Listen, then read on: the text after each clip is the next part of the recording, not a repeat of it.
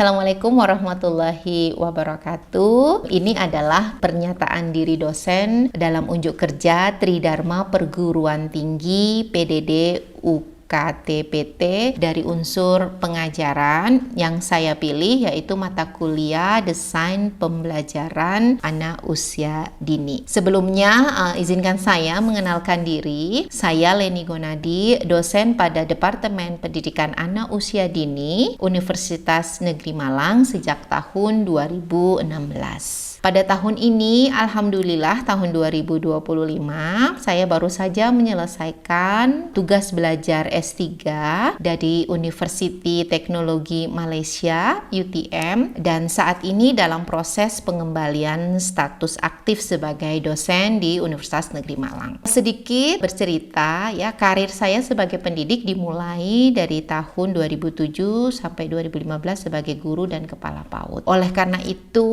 hingga saya jadi dosen di tahun 2016 di Universitas Negeri Malang. Bidang keilmuan yang saya tekuni adalah pendidikan anak usia dini dengan kekhususan pada teknologi dalam implikasinya di PAUD. Hal ini selaras dengan luaran penelitian saya yang berupa karya ilmiah dan produk teknologi. Itu perkenalan diri saya. Selanjutnya saya akan menyampaikan terkait deskripsi daripada mata kuliah Desain Perencanaan Pembelajaran Anak Usia Dini yang saya pilih sebagai unsur pengajaran dalam sesi kali ini. Mata kuliah Perencanaan Pembelajaran Anak Usia Dini ini membahas terkait hakikat desain pembelajaran anak usia dini, analisis desain pembelajaran dari berbagai pendekatan, jenis-jenis desain pembelajaran, dan langkah-langkah desain pembelajaran anak usia dini. Melalui mata kuliah ini, diharapkan mahasiswa mampu menyusun perencanaan pembelajaran dan melaksanakan perencanaan pembelajaran tersebut. Perencanaan pembelajaran yang seperti apa? Yang diharapkan adalah yang mengakomodir pengetahuan dan teknologi yang dilandasi nilai-nilai budaya bangsa, serta mahasiswa mampu melaksanakan, menganalisis, dan melakukan inovasi daripada desain pembelajaran di bidang PAUD. Adapun learning outcome, capaian pembelajaran lulusan yang diharapkan dari mata kuliah ini adalah mahasiswa mampu menguasai landasan, konsep, prinsip, desain pembelajaran, serta kurikulum PAUD, sehingga mereka mampu melakukan perencanaan pembelajaran yang secara terstruktur, mereka mampu menganalisis, dan mereka mampu memodifikasi dan desain pembelajaran. Untuk CPMK, capaian pembelajaran mata kuliah, ada beberapa capaian pembelajaran mata kuliah desain pembelajaran. Yang pertama yaitu berkontribusi dalam peningkatan mutu kehidupan masyarakat, berbangsa, bernegara, dan kemajuan peradaban berdasarkan Pancasila. Selanjutnya juga CPMK mampu menerapkan pemikiran logis, kritis, sistematis, dan inovatif dalam konteks pengembangan atau implementasi ilmu pengetahuan dan teknologi. Selanjutnya, mampu menyusun perencanaan dan pelaksanaan pembelajaran anak melalui kegiatan berbasis teknologi, kegiatan bermain, dan pengetahuan yang sesuai dengan perkembangan anak. Dan juga capaian pembelajaran mata kuliah ini adalah mampu merencanakan, melaksanakan, dan menganalisis dan melakukan inovasi pembelajaran pada bidang PAUD yang sesuai karakteristik anak usia dini.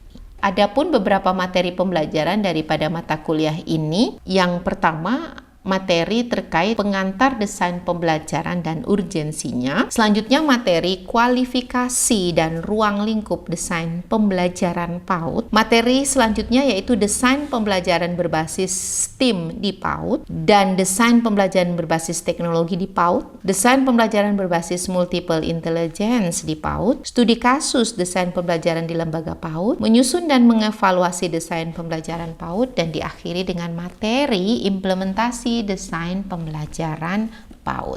Sistem dan metode pembelajaran yang dilakukan selama mata kuliah desain pembelajaran ini, ada beberapa metode yang saya gunakan, yaitu ada metode ceramah interaktif, yang berikutnya diskusi kelas dan forum, studi kasus, presentasi kelompok, dan juga video pembelajaran seperti yang saat ini. Interaksi antara dosen dan mahasiswa itu berdasarkan pembelajaran yang berbasis case method. Dosen saya berperan sebagai fasilitator, pembimbing, dan juga evaluator, sehingga kolaborasi dan diskusi aktif itu sangat diharapkan dalam perkuliahan ini. Selanjutnya, sistem penilaian dan asesmen yang digunakan yang sesuai RPS saya yaitu aktivitas partisipasif dari mahasiswa itu 20%, itu termasuk partisipasi, diskusi, dan keaktifan mereka baik di forum secara online ataupun di forum secara tatap muka, seperti itu. Selanjutnya, penilaian terkait tugas individu juga ini menyumbang 20%. Komponen penilaian berikutnya yaitu tugas tengah semester.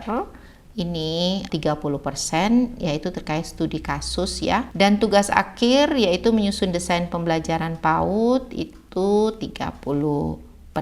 Seperti itu untuk sistem penilaian dan asesmen. Baiklah, selanjutnya saya langsung masuk di materi, yaitu materi kita yang saya ambil pada sesi ini yang disampaikan secara asinkron ya dalam bentuk video pembelajaran, yaitu terkait desain pembelajaran berbasis teknologi di PAUD. Karena itu untuk para mahasiswa, sebelum kita membahas apa sih dan bagaimana sih merancang desain pembelajaran berbasis teknologi di PAUD, sebelumnya Bu Leni sudah menyiapkan sebuah video pembelajaran yang bisa kalian simak bersama.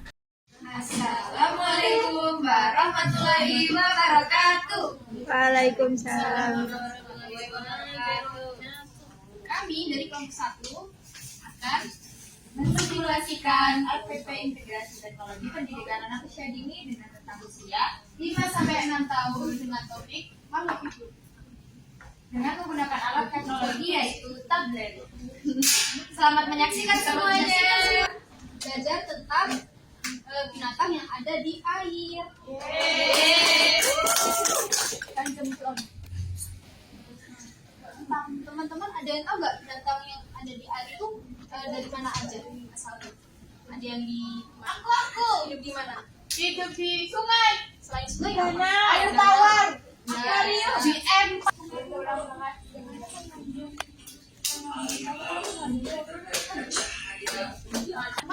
Ada yang tahu nggak ya di laut ada hewan apa aja? Hiu. Di sini Bu Guru punya 2 tablet nih. Guru cuma punya 2 tablet. Dibagi menjadi kelompok ya.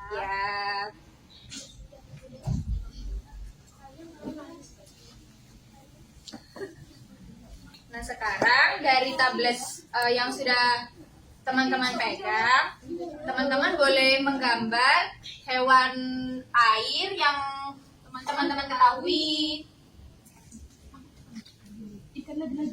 Jangan lupa setelah digambar diwarnai ya. Warna pink. Ikan lagi. Kok ikan next?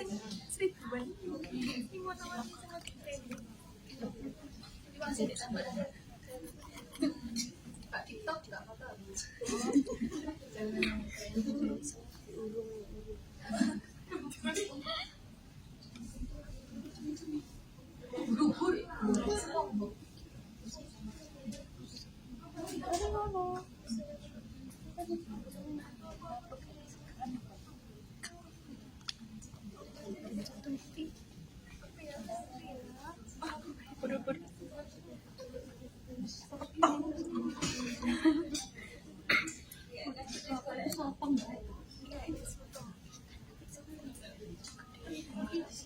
Nothing sotong. Oh, sotongnya sudah berjemur.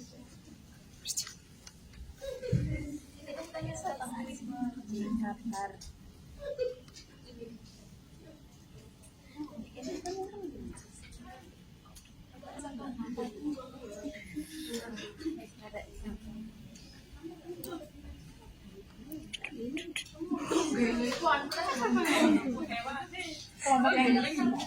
Kelompok yang di sini gambar apa?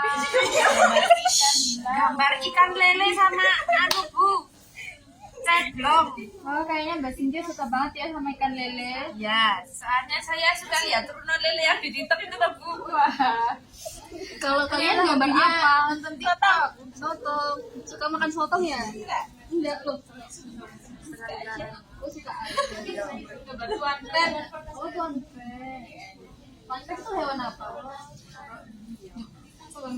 Laut. Cuan. Buru-buru. Kura-kura. Kepiting. Bu sudah Bu.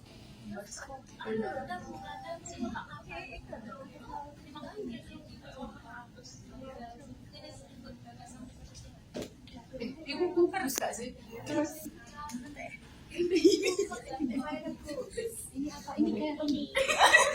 Sudah selesai semuanya menggambarnya? Sudah. Oke, ditunggu. Sudah Bu. Sudah Bu. Karena semuanya ya bisa diperlihatkan gambarnya ke teman-temannya. Siapa yang mau duluan? Saya.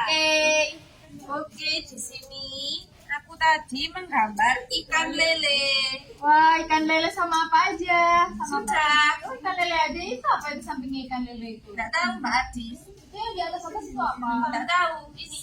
Ini ikan di laut, ini ada terumbu karangnya, ini airnya, ini ubur-ubur. Oke. Yang itu, yang dua itu apa yang di atas? Ada 2 ubur-ubur. Oh, ubur-ubur. Oke. Kelompok sebelah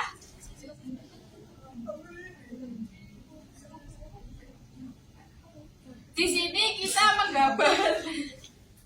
Bagaimana? Sudah melihat video pembelajaran tadi yang ditampilkan? Bu Leni harapkan Anda bisa mengambil makna daripada video tersebut. Yang Bu Leni ingin capai pada video tersebut adalah bahwa pembelajaran yang dilakukan pada video yang diamati tadi adalah pembelajaran yang memanfaatkan teknologi, dan ada beberapa alat teknologi yang digunakan dalam video pembelajaran tersebut.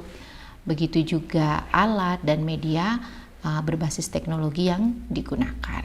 Pembelajaran berbasis teknologi berarti bukan hanya tahu-tahu langsung menggunakan teknologi sesuka hati, tetapi perlu adanya bagaimana kita menyusun desain pembelajaran berbasis teknologi yang benar. Kita perlu mengetahui apa sih unsur-unsur yang ada dalam merancang sebuah desain pembelajaran berbasis teknologi. Seperti itu. Oke, mari kita bahas satu-satu.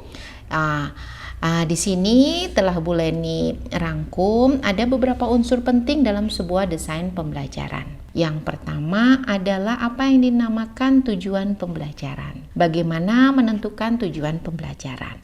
Karena ini konteksnya adalah merancang desain pembelajaran yang berbasis teknologi di PAUD. Oleh sebab itu, tujuan pembelajaran yang perlu diketahui adalah bagaimana sih tujuan pembelajaran berasaskan teknologi di PAUD. Nah, itu ya, yang pertama itu tujuan pembelajaran. Nanti akan kita bahas selanjutnya.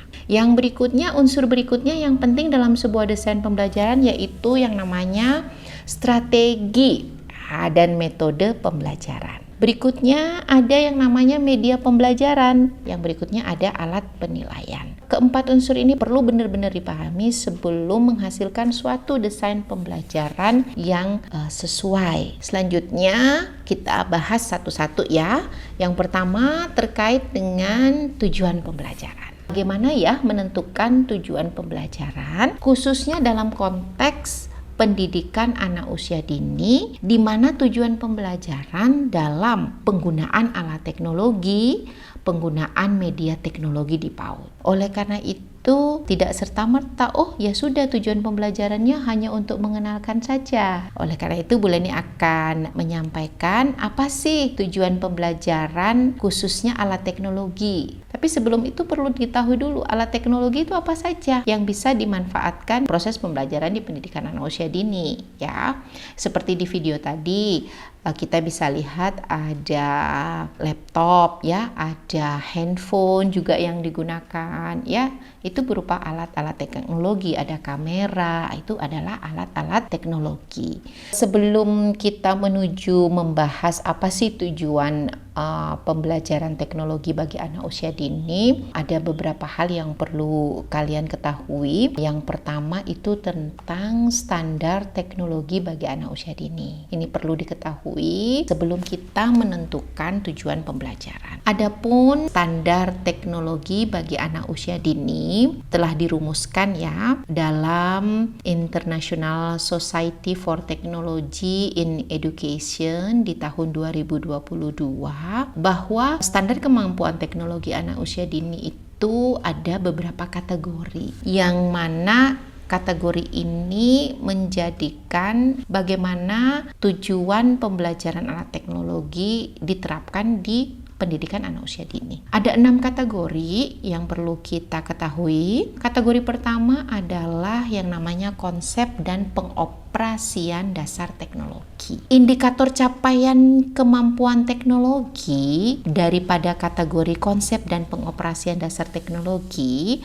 menurut International Society for Technology in Education ini adalah anak dapat mendemonstrasikan secara verbal mengenai pemahaman dan pengoperasian sistem teknologi. Yang kedua ada kategori sosial, etika, dan kemanusiaan. Indikator keberhasilannya yaitu anak dapat memahami etika, budaya, dan sosial yang berhubungan dengan teknologi. Dan juga anak dapat mengaplikasikan sistem teknologi, baik itu sistem informasi, perangkat lunak dengan penuh tanggung jawab. Dan juga anak dapat membangun perilaku positif terhadap penggunaan teknologi. Yang berikutnya adalah kategori teknologi sebagai alat bantu produktivitas, di mana indikator keberhasilannya adalah anak dapat menggunakan alat teknologi untuk meningkatkan pembelajaran dan kreativitas.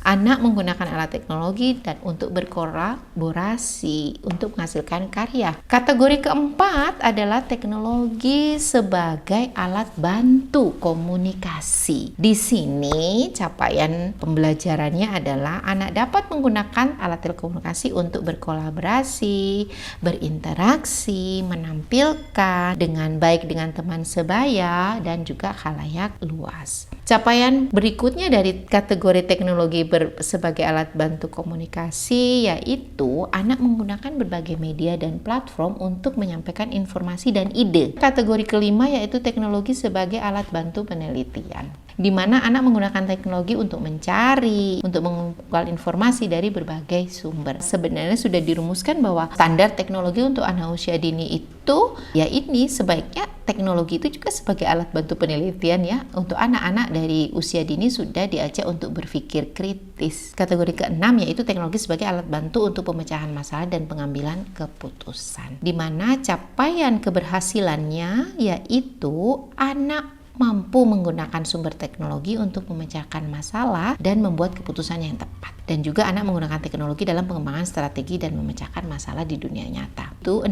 kategori standar kemampuan teknologi untuk anak yang telah dirumuskan di tahun 2002, dan memang ini menjadi acuan dari beberapa negara ya untuk merumuskan apa yang namanya tujuan pembelajaran alat teknologi di pendidikan anak usia dini. Yang perlu kita ketahui berikutnya adalah durasi waktu interaksi layar. Ini sangat penting sekali ya. Ini perlu kita highlight ya, durasi waktu interaksi dengan layar. Nah, di sini kita perlu yang namanya mengetahui berapa sih durasi waktu interaksi anak dengan layar. Untuk anak usia 2 sampai 5 tahun, durasi waktu intensitas dengan layar itu adalah 1 jam. 1 jam itu di bawah pengawasan orang dewasa. Orang dewasa ini siapa saja? Yaitu pendidik atau guru, begitu juga dengan orang tua di rumah. Kalau alat teknologi yang kita kenalkan untuk anak itu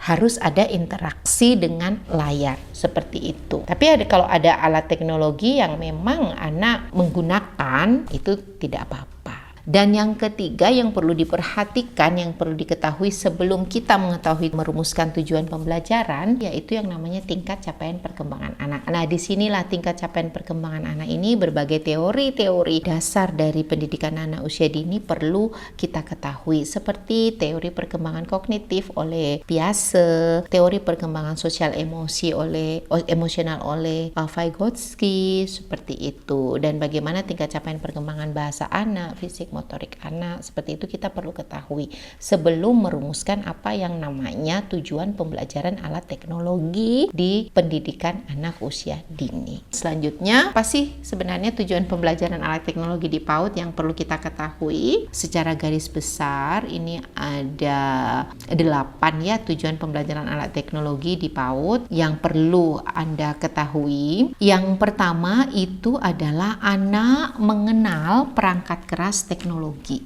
ya, seperti mouse, keyboard, monitor, dan printer. Yang kedua, anak mengenal komputer, laptop, digital kamera, tablet, handphone, alat dan media teknologi lainnya. Yang ketiga, tujuan pembelajaran alat teknologi di PAUD yaitu anak menggunakan perangkat keras teknologi. Setelah mengenal, dia menggunakan. Yang keempat, anak mengoperasikan. Nah, itu tahapannya. Jadinya anak mengenal dulu perangkat kerasnya seperti apa. Ya, guru perlu mengenalkan, dan juga bagaimana anak mengenal komputer itu seperti apa, bagian-bagian komputer, dan juga bagaimana cara menggunakannya dengan bijak. Setelah itu, bagaimana mengoperasikannya. Selanjutnya, bagaimana menggunakan berbagai alat dan perangkat teknologi itu untuk kegiatan pembelajaran mereka yang secara terarah dan mandiri. Begitu juga bagaimana secara terarah dan mandiri, bagaimana juga menggunakan alat teknologi dan perangkat teknologi untuk kegiatan pembelajaran yang secara bersama-sama. Selain itu, tujuan pembelajaran alat teknologi di PAUD apa? Yang berikutnya adalah bagaimana anak menggunakan berbagai alat teknologi untuk melatih logika mereka. Selanjutnya, anak dapat menghasilkan produk multimedia dari penggunaan alat teknologi. Sebenarnya kalau tujuan pembelajaran alat teknologi ini bisa diketahui oleh guru PAUD, guru pendidikan anak usia dini. Jadi untuk merancang sebuah desain pembelajaran yang dimana ada alat teknologi di dalamnya, itu sudah punya tujuan yang jelas daripada tujuan alat teknologi. Seperti yang sudah Bu Leni sampaikan, selanjutnya adalah terkait tujuan pembelajaran daripada media teknologi di PAUD. Nah, ini perlu diketahui, media teknologi di PAUD ini dibagi oleh 2 ya, yaitu media teknologi interaktif dan media teknologi non interaktif. Ini punya tujuan yang berbeda juga gitu, dan juga bagaimana di saat seperti apa menggunakan media interaktif dan di saat seperti apa menggunakan media non interaktif. Itu nanti perlu diketahui juga tujuan pembelajarannya seperti apa sih kalau yang namanya media teknologi di PAUD. Ada beberapa tujuan pembelajaran media teknologi ya yang Bu Leni bisa share kepada kalian sehingga kalian mungkin memiliki pandangan daripada tujuan pembelajaran media teknologi di PAUD itu. Yang pertama itu adalah anak menunjukkan kemampuan memberikan penamaan pada benda yang difasilitasi menggunakan media teknologi. Gitu ya. Yang kedua, anak menunjukkan kemampuan berinteraksi dengan teman dan orang-orang di sekitarnya yang difasilitasi dengan media teknologi. Bagaimana kemampuan anak pada perkembangan bahasa awal ya, seperti apa sih bahasa awal, menyimak cerita, menceritakan kembali dan mengamati bahan bacaan itu dengan menggunakan media teknologi, sehingga media teknologi itu digunakan dalam tujuan pembelajaran untuk menunjang proses pembelajaran stimulasi yang dilakukan oleh guru. Oleh karena itu, bagaimana memilih media teknologi yang sesuai, bagaimana memilih media teknologi yang benar, yang sesuai dengan tujuan pembelajaran itu sangat dibutuhkan dan sangat perlu diketahui oleh seseorang yang mendesain pembelajaran berbasis teknologi khususnya di pendidikan anak usia dini. Selanjutnya terkait bagaimana menentukan strategi dan metode pembelajaran. Untuk strategi dan metode pembelajaran perlu diketahui ada banyak sekali metode dan strategi pembelajaran di PAUD yang dapat kita pakai atau kita gunakan untuk mengenalkan menyiapkan atau untuk merancang desain pembelajaran berbasis teknologi di PAUD. Di sini Bu Leni akan menyampaikan beberapa 3 metode yang bisa kita gunakan. Yang pertama metode bercerita. Nah, di metode bercerita itu ada yang namanya digital storytelling. Ya, ini sangat boleh. Beberapa hasil penelitian itu menemukan bahwa digital storytelling ini apabila diimplementasikan secara benar, ya, itu dapat meningkatkan kemampuan anak seperti itu, ya. Apabila dilakukan sesuai yang tadi Bu Leni sampaikan, memperhatikan standar teknologi di anak usia dini, memperhatikan durasi waktu layar, dan memperhatikan capaian pembelajaran anak usia dini. Untuk metode selanjutnya yaitu metode pemberian tugas. Seperti apa metode pemberian tugas? Pastinya dengan media interaktif. Media interaktif itu banyak sekali yang bisa, untuk saat ini banyak sekali yang bisa diakses oleh kita, ya. Tetapi tidak semua media interaktif yang ada, ya, yang diakses dengan mudah itu cocok untuk pendidikan anak usia dini. Sehingga di sini memang memerlukan kejelian daripada Anda, ya, untuk bagaimana sih merancang, memilih media interaktif yang sesuai untuk anak usia dini dalam penyusunan desain pembelajaran. Untuk metode selanjutnya, kita bisa menggunakan metode tanya jawab. Dengan metode tanya jawab, mungkin dari video pembelajaran yang kita sampaikan kepada anak-anak, di situ terus selanjutnya kita menggunakan metode tanya jawab untuk menggali lagi bagaimana mereka berpikir kritis, menggali lagi bagaimana komunikasi mereka, seperti itu. Dan ya di sini silakan nanti Anda bisa menggunakan berbagai metode, ya. Cuma di sini Bu Leni sampaikan bahwa ada beberapa metode yang memang pada umumnya, yaitu metode bercerita, pemberian tugas, dan tanya jawab yang bisa diaplikasikan dalam nantinya tugas Anda untuk mendesain sebuah desain pembelajaran berbasis teknologi. Kita lanjut media pembelajaran, ya. Media pembelajaran alat teknologi itu apa saja? Sudah Bu Leni singgung tadi di awal, ya, seperti tampilan gambar ini ada beberapa media pembelajaran teknologi, ya, yang bisa diakses, ya. Seperti media pembelajaran yang namanya interaktif media. Jadinya media pembelajaran interaktif. Disebut interaktif berarti ada interaksi antara media tampilan dengan anak, seperti itu. Nah, ini yang tadi Bu Leni sampaikan, ini harus digarisbawahi terkait intensitas anak dengan layar. Yang kedua, media pembelajaran non interaktif yang tidak perlu adanya interaksi. Jadinya anak sebagai penonton pasif, ya. Itu ada beberapa program TV, ada beberapa video yang memang bisa untuk mengenalkan menunjang proses pembelajaran di pendidikan anak usia dini. Tetapi dia non interaktif ini sangat kurang direkomendasikan, ya. Sehingga sebaiknya Anda merancang desain pembelajaran, selain juga merancang, bisa mengembangkan sebuah media yang interaktif, seperti itu. Saya cantumkan beberapa link media interaktif yang bisa kalian akses, ya, sebagai referensi kalian untuk menyusun desain pembelajaran nanti di tugas UTS nanti, ya. Oke.